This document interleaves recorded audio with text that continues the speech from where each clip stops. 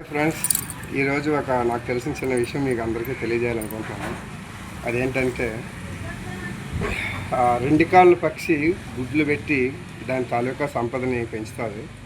అదే నాలుగు కాళ్ళ జంతువు అయితే పిల్లలు పెడతా ఉంటుంది, ఆవులు కానీ గేదెలు కానీ ఇలాగా.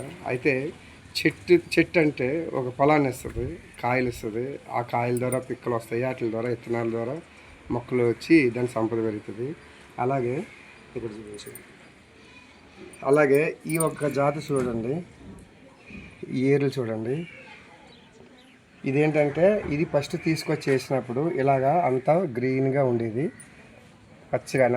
దీని టైం అయిపోయి కొద్దీ ఇది పోతూ మళ్ళీ దీని సంపద మనం సృష్టించాలి. కాబట్టి ప్రతి దానికి ఇక 2 ఏసి 3 ఏసి కూడా ఉన్నాయి. ఒకదానికైతే ఇలాగా ఈ చివర్లకే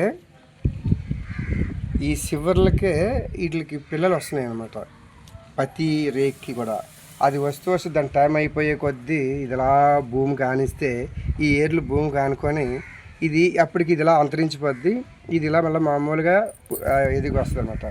దీని తాలూకావే చిన్నవి ఇంకొక 2 తీసి ఇక్కడ పెట్టడం జరిగింది. అప్పుడు పెట్టాను నేను. ఇక ఇలా వచ్చాయి.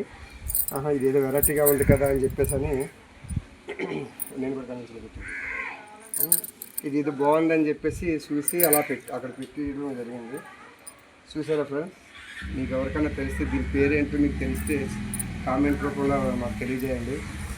ఓకేనా ఫ్రెండ్స్? Okay, bye.